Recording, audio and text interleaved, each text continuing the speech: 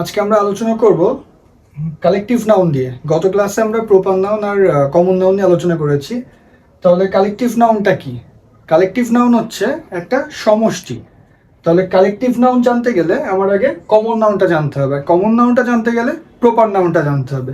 Fine, তাহলে proper নাউনটা কি? Proper নাউনটা ছিল একটা নির্দিষ্ট কোনো নাম, নির্দিষ্ট কোনো একটা নামকে প্রপার নাউন বলে, একটা নির্দিষ্ট নাম।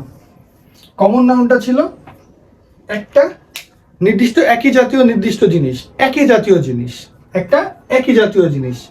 আর কালেকটিভ নাউনটা কি? কালেকটিভ নাউনটা যদি আমি সহজ ভাষায় বলি, কালেকটিভ নাউনটা হচ্ছে কমন নাউনের সমষ্টিকে কালেকটিভ নাউন বলে। সকল ধরনের কমন নাউনের সমষ্টি হচ্ছে কালেকটিভ নাউন। কালেকটিভ নাউন বলতে একটা সমষ্টিকে বোঝায়। যদি আমরা উদাহরণ দেখি তাহলে বলি, যেহেতু প্রপার থেকে শুরু করি, লিখলাম শাকিল, একটা নির্দিষ্ট নাম। প্রপার নাউনটা সবসময় বড় হাতের অক্ষর দিয়ে শুরু হবে, অর্থাৎ ক্যাপিটালাইজড হবে। তাহলে শাকিল লিখলাম, প্রপার নাউন একটা নাম। এই জাতীয় যত নাম আছে, মেম্বার, মেম্বার হচ্ছে সদস্য, যত রকম সদস্য আছে। কি সদস্য হতে পারে? ফ্যামিলি, প্রত্যেকটা ফ্যামিলিতে মেম্বার থাকে। তাহলে ফ্যামিলি, ফ্যামিলি কি? Collective noun. ফ্যামিলি কি? একটা পরিবারে মা বাবা ভাই বোন নিয়ে পরিবার গঠিত হয়, অ্যাটলিস্ট 4জন সদস্য। ফ্যামিলি। একটা কমিটি, একটা কমিটিতে অনেকগুলো লোকজন নিয়ে একটা কমিটি তৈরি হয়। জুরি, জুরি হচ্ছে বিচারক মণ্ডলী, 7জন 10জন 12জন এরকম বিচারক মণ্ডলী নিয়ে জুরি তৈরি হয়। তাহলে মেম্বার্স হচ্ছে সদস্য, সদস্য, সদস্যদের নিয়ে তৈরি হয় পরিবার, কমিটি, জুরি। সাকিব আল হাসান, সাকিব লিখলাম, সাকিব, সাকিব কি? একটা নির্দিষ্ট নাম। প্লেয়ার, পৃথিবীতে যত অ্যাথলেট আছে, যত খেলোয়াড় আছে, সবগুলো কি? প্লেয়ার। তাহলে প্লেয়াররা কিসে খেলে? একটা টিমে খেলে। প্লেয়ার, প্লেয়াররা টিমে খেলে, টিমটাকে কালেকটিভ নাউন। জাজ, এবিএম হায়দার লিখলাম, একজন লোক এবিএম হায়দার, তিনি হচ্ছেন একজন বিচারক, একজন বিচারক। আর সকল বিচারকদের নিয়ে গঠিত হয় জুরি। কয়েকজন বিচারক মণ্ডলী নিয়ে গঠিত হয় জুরি। বিচারক মণ্ডলীদের নিয়ে গঠিত জুরি, জুরি বলা হয়। জুরি মানে কয়েকজন বিচারকের সমন্বিত পরিষদ। স্টুডেন্টস, স্টুডেন্ট ছাত্র লিখলাম, সাকিব একজন কি? ছাত্র, একই জাতীয় জিনিস, ছাত্র। ছাত্রদের সম্মিলিত কি? ক্লাস। সকল ছাত্রদের মিলে তৈরি হয় কি? একটা ক্লাস। একটা ক্লাসে কি থাকে? স্টুডেন্টস থাকে। স্টুডেন্ট কারা? শাকিল, সাকিব, হায়দার, ফারিয়া, এরকম নাম করে যেগুলো, সেইগুলো। সোলজার, সোলজার হচ্ছে কি? সোলজার হচ্ছে সৈনিক বা সৈন্য। এই সোলজারদের নিয়ে কি তৈরি হতে পারে? সোলজার হচ্ছে কমন নাউন। সেনাবাহিনী সৈন্য হতে পারে, নৌবাহিনী, বিমান বাহিনী, এরকম সৈন্য হতে পারে। যে কোনো আর্ম ফোর্সেস ব্যাটালিয়ান বা ল এনফোর্সিং এজেন্সিস, এদের সৈন্য হতে পারে, যে কোনো সৈন্য। সৈন্যদের নিয়ে কি তৈরি হয়? ব্যাটালিয়ান তৈরি হয়। একটা ব্যাটালিয়ানে অনেকগুলো সৈন্য থাকে। সৈন্যদের নিয়ে তৈরি হতে পারে কি? আর্মি, নেভি, এয়ারফোর্স, এইভাবে। তাহলে আমাদের বুঝতে হবে কি? কালেকটিভ নাউন আমরা করছি। কালেকটিভ নাউন কি? কালেকটিভ নাউন হচ্ছে সমষ্টি। কালেকটিভ নাউন সমষ্টি। কিসের সমষ্টি? কালেকটিভ নাউন ছিল কমন নাউনের সমষ্টি। তাহলে কালেকটিভ নাউনটা জানতে গেলে আমার কমন নাউনটা জানতে হবে। তাহলে প্রপার কি? নির্দিষ্ট একটা নাম, যে কোনো নির্দিষ্ট নামকে প্রপার নাউন বলে। কমন নাউন কি?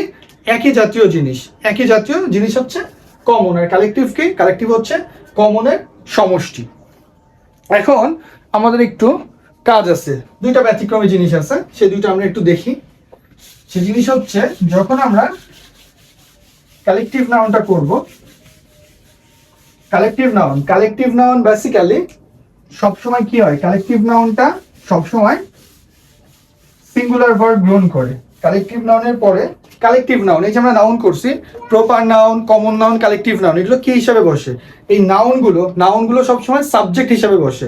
ভার্বের আগে সবসময় নাউন হিসাবে, নাউনগুলো সাবজেক্ট হিসাবে বসে সবসময় ভার্বের আগে। তাহলে এই যে কালেকটিভ নাউন আমরা লিখেছি, কালেকটিভ নাউনটা, কালেকটিভ নাউনটা যখন কোনো সেন্টেন্সের সাবজেক্ট হিসাবে বসে, কালেকটিভ নাউন যখন কোনো সেন্টেন্সের সাবজেক্ট হিসাবে বসে, তখন ভার্বটা সিঙ্গুলার হয়। কালেকটিভ নাউন কোনো সেন্টেন্সের সাবজেক্ট হিসাবে বসলে ভার্বটা সিঙ্গুলার হয়।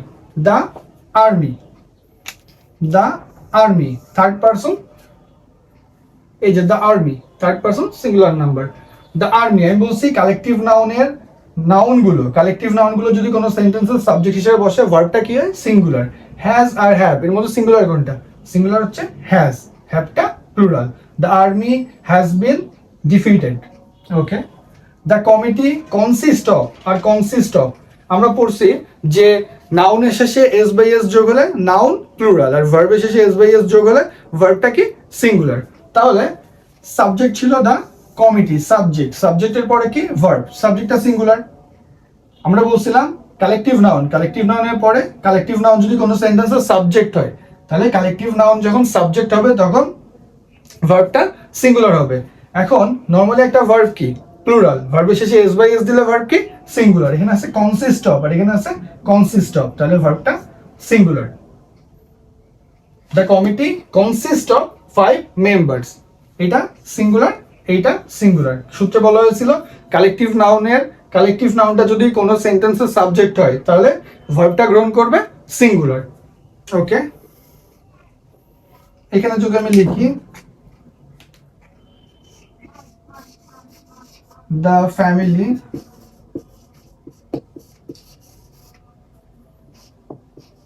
is are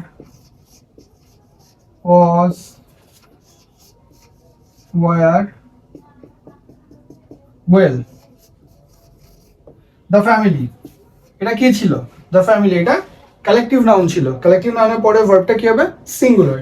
তাহলে দ্য ফ্যামিলি এখানে কি হবে? প্রেজেন্টে হলে ইজ হতে পারে, পাস্টে হলে ওয়াজ হতে পারে। এটা হচ্ছে প্রথমটা ছিল।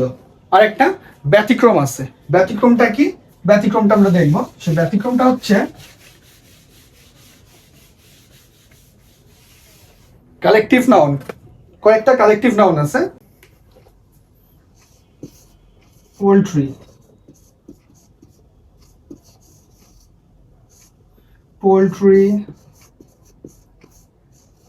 People, police, cattle, clergy,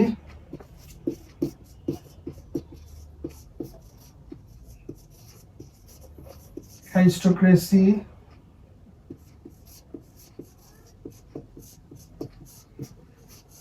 nobility, gentry, folk, ভার্মিন। Poultry আমরা চিনি, পিপল লোকজন, পুলিশ, ক্যাটেল মানে দল বা ঝাঁক, ক্লার্জি পাদ্রী বর্গ, অ্যারিস্টোক্রেসি অভিজাত বংশীয়, নোবিলিটিও তাই, ভার্মিন নিচ জঘন্য পোকামাকড়ও বলতে পারি, ছোট লোকও বলতে পারি, জেন্ট্রি ভদ্র সম্প্রদায়, ফোক এটা মানে লোকজন। এই যে আমরা যে শব্দগুলো লিখেছি এইগুলো ছিল নাউন, কালেকটিভ নাউন। এই কালেকটিভ নাউনগুলো সবসময় প্লুরাল, অর্থাৎ আমরা যে কালেকটিভ নাউনগুলো একটু আগে দেখেছি ওই কালেকটিভ নাউনগুলো যখন বসবে, এই কালেকটিভ নাউনগুলো বসার পরে এরপরে সবসময় সিঙ্গুলার সাবজেক্ট গ্রহণ করে। আর এই যে আমরা লিখেছি এই কালেকটিভ নাউনগুলো সবসময় প্লুরাল। এই কালেকটিভ নাউনগুলো যদি কোনো সেন্টেন্সের সাবজেক্ট হিসেবে বসে এরা প্লুরাল ভার্ব গঠন করবে। যখন এরা বসবে এরা সবসময় প্লুরাল ভার্ব গ্রহণ করবে। তাহলে আমি যদি বলি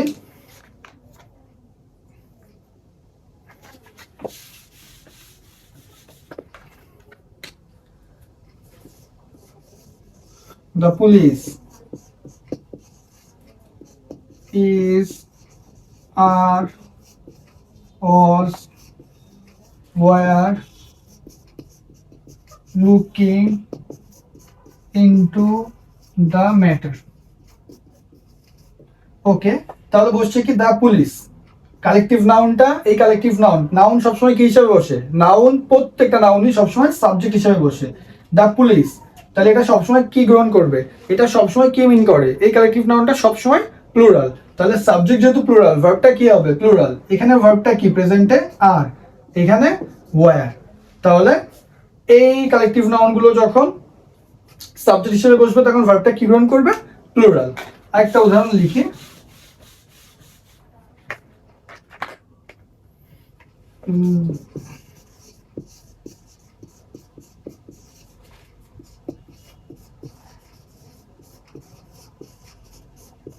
The cattle are was grassing in the field. তাহলে the cattle, এই কালেকটিভ নাউনটা কি ছিল? এই কালেকটিভ নাউনটা যখন সাবজেক্ট হিসেবে বসবে এর পরের ভার্বটা কি হবে?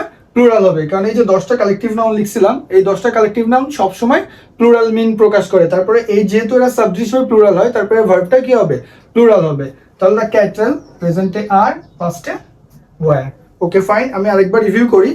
তাহলে আমরা চিনছিলাম কি প্রপার নাউনটা কি? প্রপার নাউনটা একটা নির্দিষ্ট নাম। কমন নাউনটা কি ছিল? একটি নির্দিষ্ট একই জাতীয় নাম। আর কালেকটিভ নাউনটা কি? কালেকটিভ নাউনটা ছিল কমন নাউনের সমষ্টি হচ্ছে কালেকটিভ নাউন। কালেকটিভ নাউন যখন বসবে, একটা কালেকটিভ নাউনের পরে সবসময় ভার্বের কি ফর্ম বসে? কালেকটিভ নাউনের পরে বেসিক্যালি ভার্বের সিঙ্গুলার ফর্ম বসে। যখনই কালেকটিভ ফর্ম নাউন বসবে, কালেকটিভ নাউন, এই নাউনগুলো কি হিসাবে বসে? নাউনগুলো সবসময় সাবজেক্ট হিসাবে বসে। যখনই একটা কালেকটিভ নাউন সাবজেক্ট হিসাবে বসবে, সাবজেক্ট হিসাবে, তখন এর পরে ভার্বটা সিঙ্গুলার হবে। কিন্তু ব্যতিক্রম আছে কি? ব্যতিক্রম আছে 10টা কালেকটিভ নাউন। এই 10টা কালেকটিভ নাউন সবসময় প্লুরাল, অর্থাৎ এরা যেহেতু প্লুরাল, এদের পরের ভার্বগুলো কি হবে? প্লুরাল।